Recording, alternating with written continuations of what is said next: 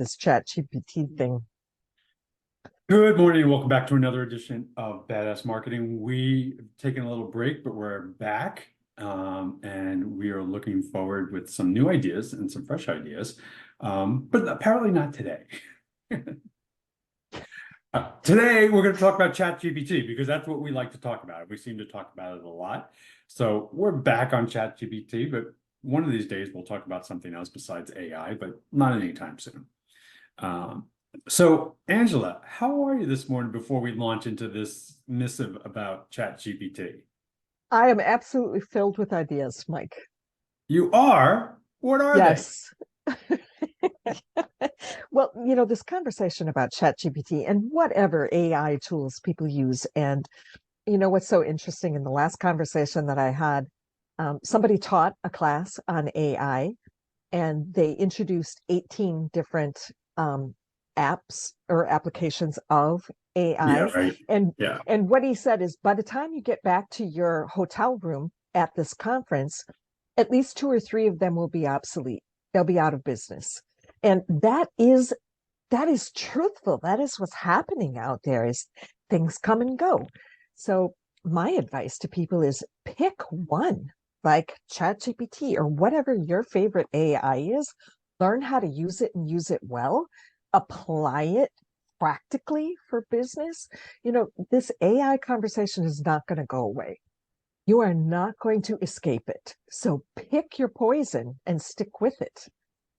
Yeah, I mean, what I always find amusing is I probably get one or two emails a day with the magic prompts that are going to unleash all of my AI dreams, So like every day there's a new sort of way to prompt and I do use some prompts. I will acknowledge that I use some prompts. But I'm pretty happy with the ones I have. And I think if you're constantly chasing the next new thing, Oh, I mean, clearly AI is the next new thing, except that it's been around now for about a year or so.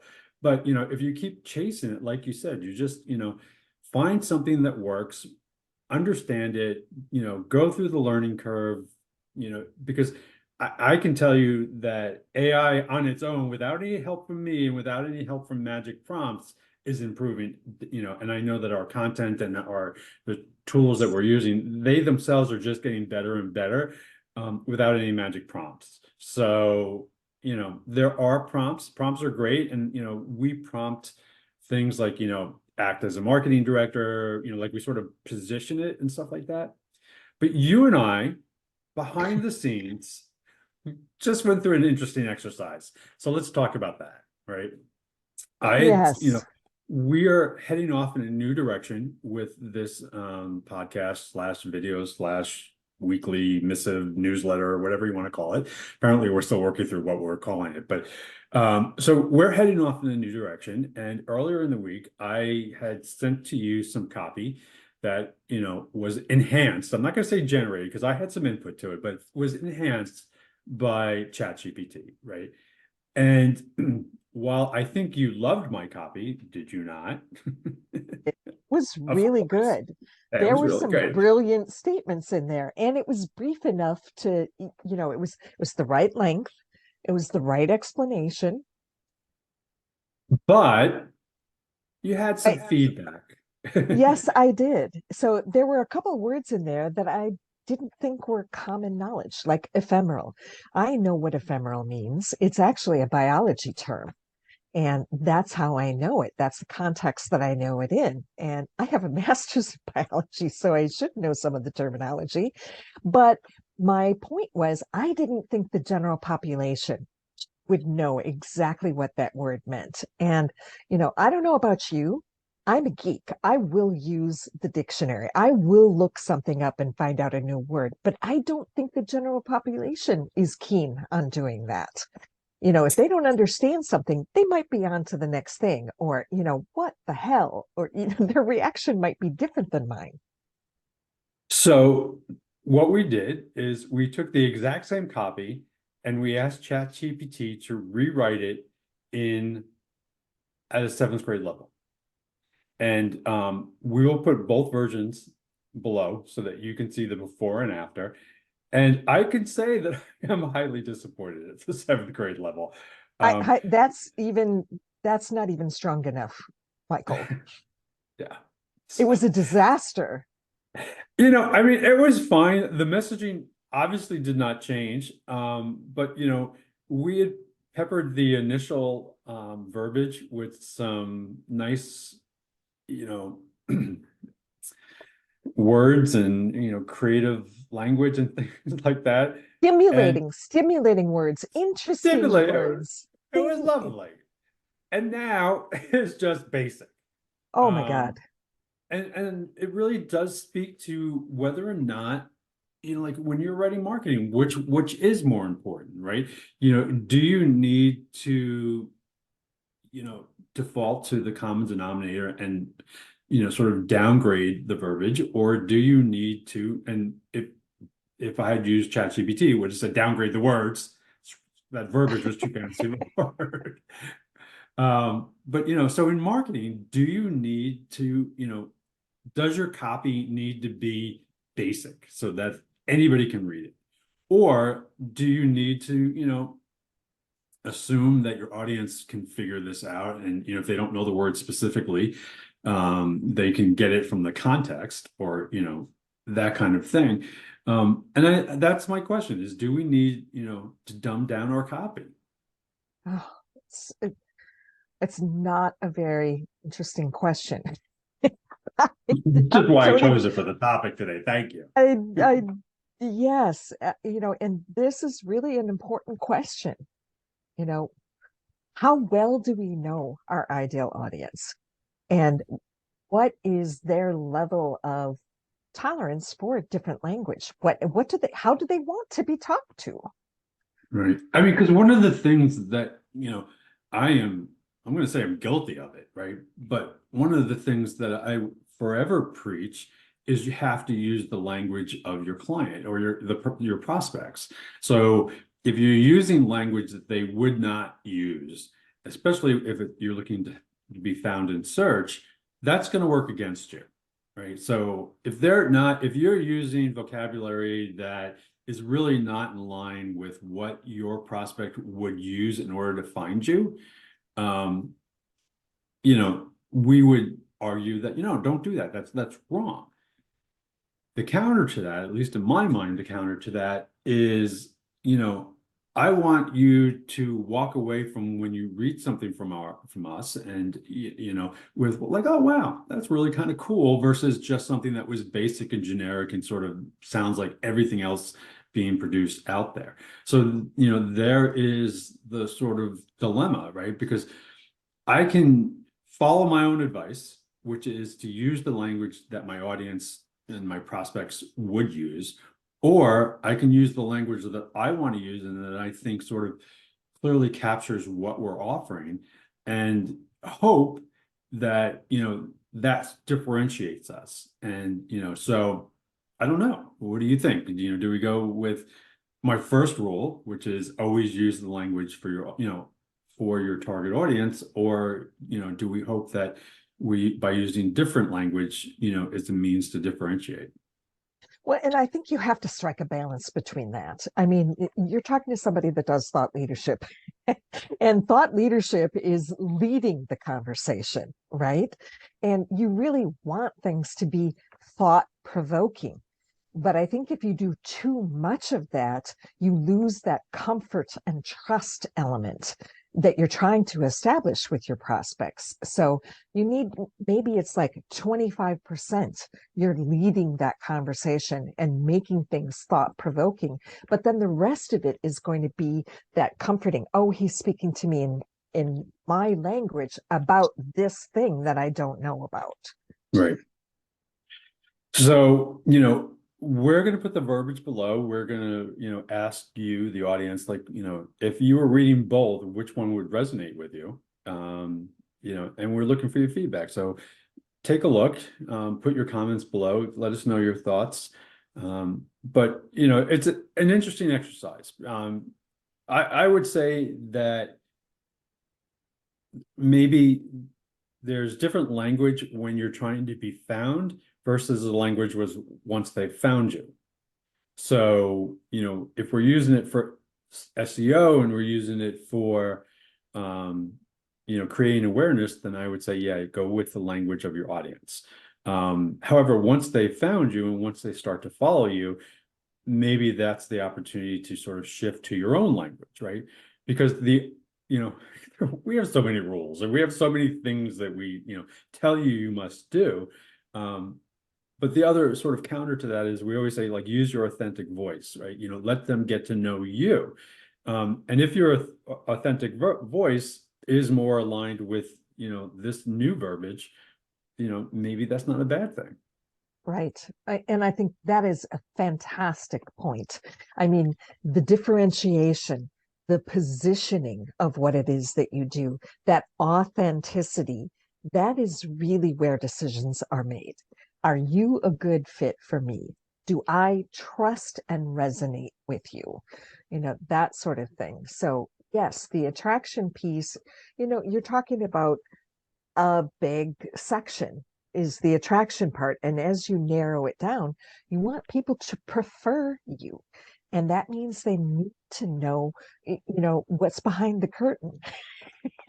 And then to add one of our, like, you must do this always, um, it also speaks to this sort of simpler language is this idea of appealing to everybody or, appealing to the masses. And yet we constantly tell our clients, you can't be all things to all people. Find your audience, find your niche, and focus on them versus trying to appeal to everybody. Because we say this and we will probably say it again in another episode, you can't market to everybody and be Yeah. successful because then there's no differentiation, nothing, it's just too generic. So maybe another counter argument to the why you might want to use this more advanced language is maybe that segments your audience. Yes. And you want to serve the people that you have an easy time serving and a lot of effectiveness. You want to have some impact. If you're trying to serve everybody, it's really hard to make an impact.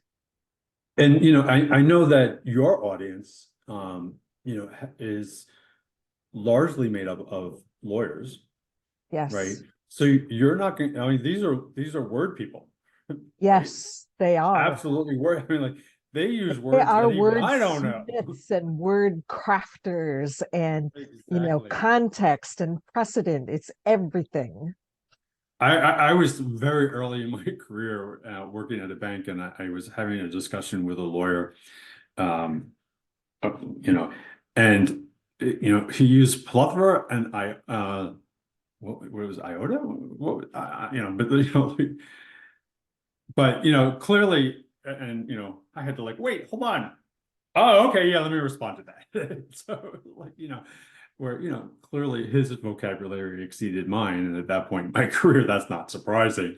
But if we're looking for this kind of audience where, our audience speaks this way or speaks even beyond that, we need to tailor the language of our content to our audience. So we can't be all things to all people. If, and we would rather be a niche player because we think that's a better approach for us than trying to be all things to all people. I definitely think it's more profitable and it's much more pleasurable for me to serve with the people that I resonate with and can have an impact with. If I can produce results for them, everybody wins. Right. And that language does resonate with that target audience. You don't have to explain those words, those big words to our target audience because they get that. And while we do realize it may not reach out to everybody, it does resonate within, I think, our target audience. Yeah, I use Grammarly and I get a weekly update on my vocabulary.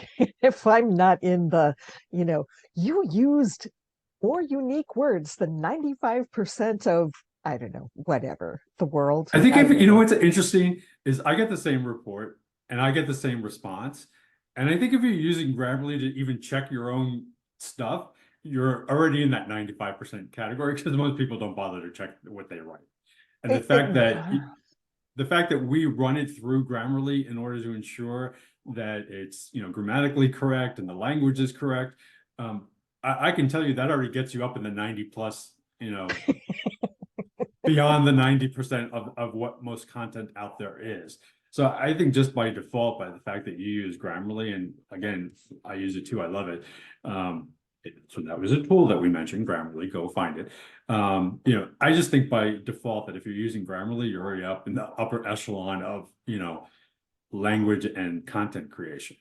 And I think that's so fascinating. I mean, I can't spell to save my life because I'm dyslexic, and that's the main reason why I use it. But it has saved me so many times because I'll tell you, if you're writing an email to an attorney and there's one mistake in it, the whole thing is invalid. Yeah. The other thing that so the downside of that is, I believe that Grammarly has improved my writing because it sort of taught me like, don't do this, don't say that kind of those types of things. So like they finally, after I've probably been using it 2 or 3 years now, like it's finally starting to kick in, like, all right, don't write that way.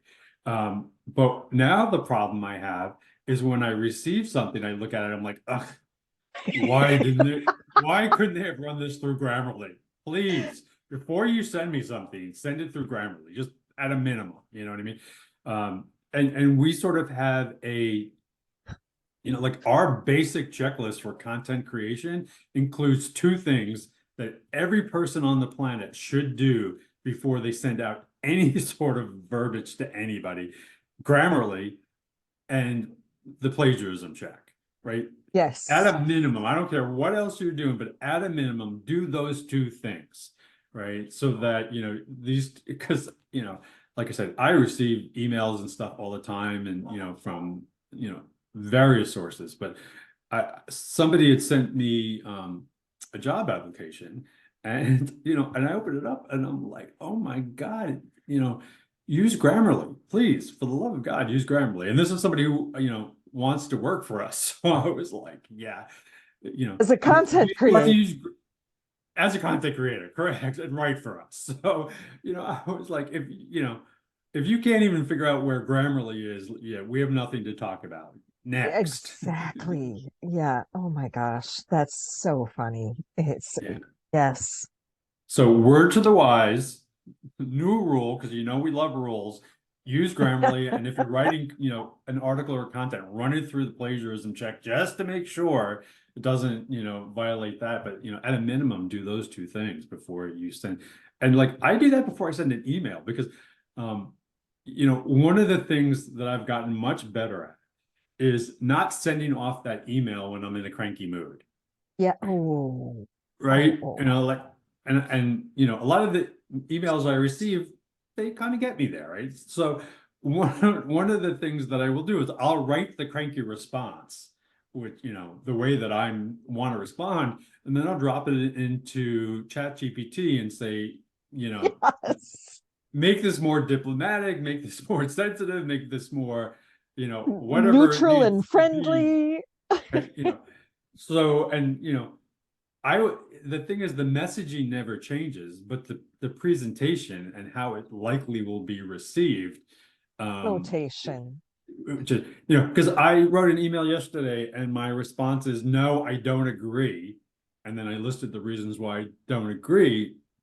And so, and I realized I didn't want to say that. I didn't want to say I don't, or you're wrong or anything like that. So I ran it through ChatGPT and it came back with like, have you considered another position? Like it was much more diplomatic than I ever was going to be, but it seems to be So better smart. suited than the So response that smart, I was Mike. going to send over. So I use it for that. Like I know that what some of the things that I write might be a little abrasive. So in order to counter that, I'll run it through ChatGPT and say, ChatGPT, make this sound nicer, make this sound more professional, what have you. And it will do that. And then, I don't necessarily agree with everything that ChatGPT recommends. I'll edit the ChatGPT version as well. But I love it for that because, I use it all the time. We're like, here's what I want to say, but I probably shouldn't say it that way. And ChatGPT gives me some other options to consider. Yeah. Well, I have a tendency to be a little edgy too, and that doesn't work. in certain contexts. I mean, sometimes you need to be, but most of the time, no. I don't know if I've told you this, but I've probably told you this, but so one of my clients calls me Dr. Phil.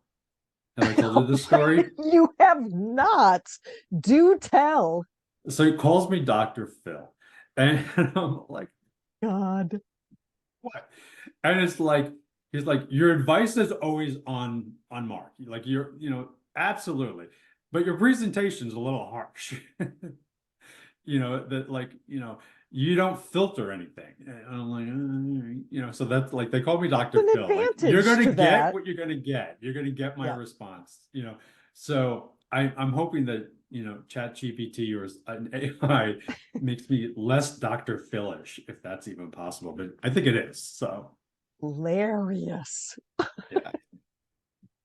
yeah. Like it's all, and again, like the messaging and the basic message hasn't changed. It's just the presentation to ensure that, it's less harsh, less abrasive, maybe less confrontational, whatever it needs to be.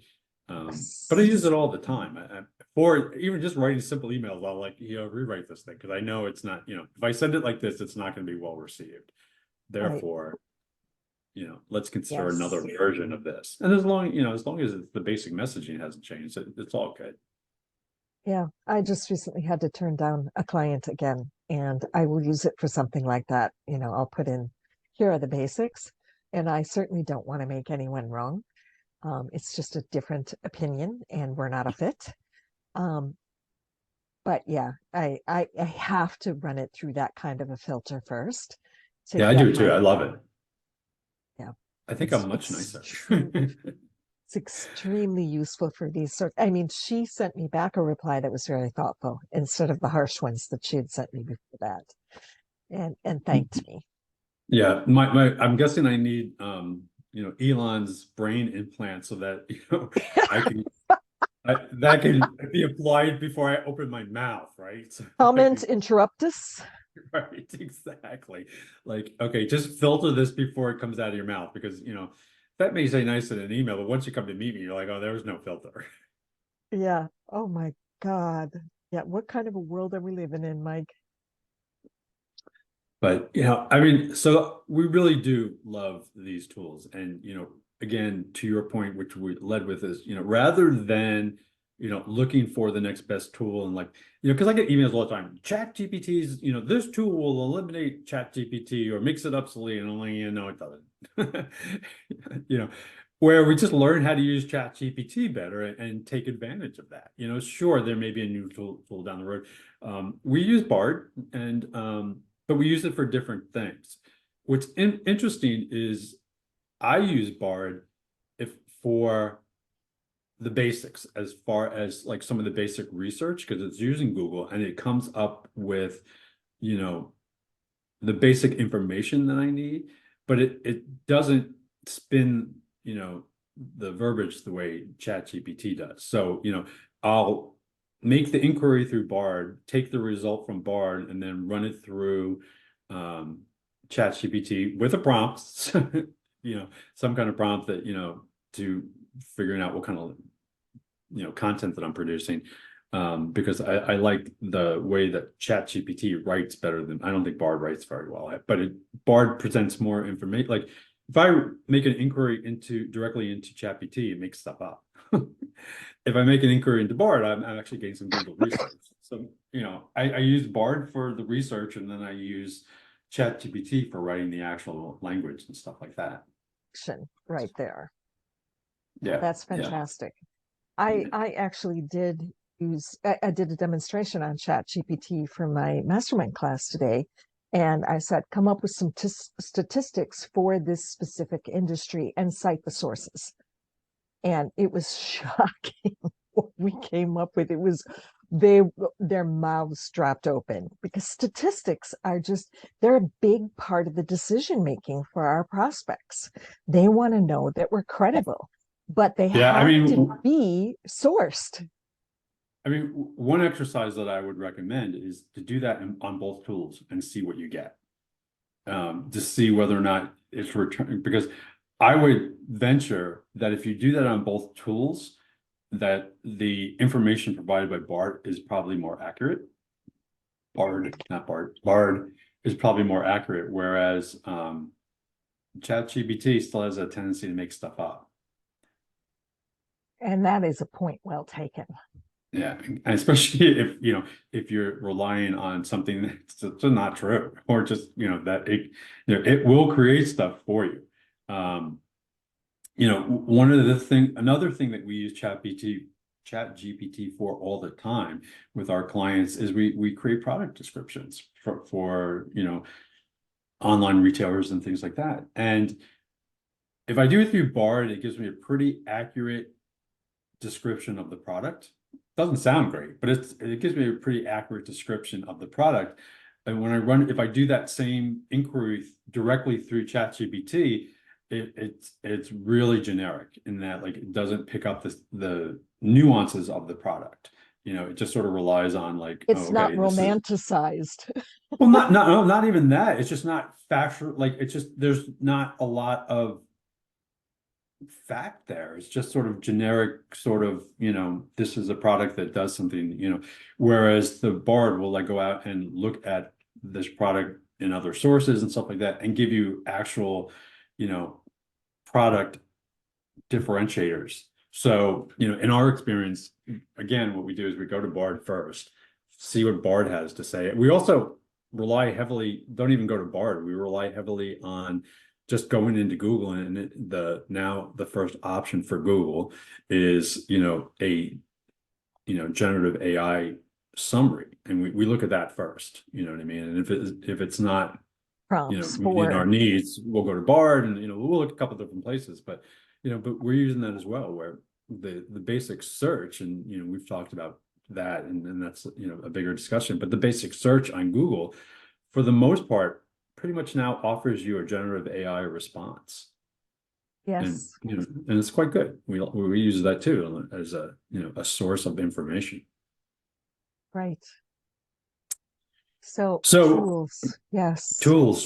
So this discussion and moving this to where we are moving to is we talk a lot about these ideas and these concepts.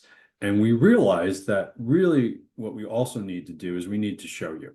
So going forward, when we talk about using BARD, we're going to do it live on BARD and show it to you, because it's just lovely to listen to us ramble, or at least listen to me ramble. Whereas I think it's important that we start giving you some more hands-on demonstrations, what we're doing when we go into BARD, where we take it, where we move it to in ChatGPT. So hopefully going forward, there'll be some more hands-on actual demonstrations of what we're doing, how we do it, the kind of results that we're getting, so that you too can do this at home at your own peril. So yes, what is that saying? A fool with the tool is still a fool. Or a tool. And so we have to become more educated about how we use each of these tools. And the tools will adapt to our specific needs and our prompts as well. Right. But we also, I think you and I, our goal to go forward is to show you and to give you more of a hands-on. Because a lot of times we'll talk about develop a business plan, and they're like, okay, what does that even What does that mean? What does that mean? What, because we just speak in oh, of course everybody knows what a business plan is, and we need to stop, Value go back. proposition. Value proposition. What's a value proposition? I don't know. But you need one. So go ahead and figure it out. Whereas we'll walk you through the process. So hopefully going forward, if you're still with us, you will see more hands-on, and that's sort of the things that we've been working on, and that's stuff that we're doing behind the scenes. So we look forward to that. Hopefully it'll launch soon. Peel the curtain back. Right. Assuming we can get our act together, you should see that soon. If you don't see it soon, it's because we can't get our act together. Not that And it will be fun. It'll be super fun. It'll always be fun. We're here to have a good time. We're here so that you have a good time, but we also hope that we can help you. And the language that we discussed earlier is about this. So, if you want a sense of where we're going, the language between the first version and the modified version, which we are going to include below, will show you also sort of like, give you a hint as to where things are going for us. So check out the language. Let us know whether you like version A or version B, so that we can sort of figure out how to present things going forward. But it'll also give you a little insight into where we're going. Fantastic. Little A/B testing. So absolutely, some A/B testing. We love that. So we look forward to some new stuff going forward, and we're excited about it. We hope that you like what you're hearing, or if you don't, tell us below, and we'll ignore you. But no, tell us below, and we're happy to receive your feedback and consider it. And we look forward to seeing you in future editions of Badass Marketing. Bye, everybody. Excellent.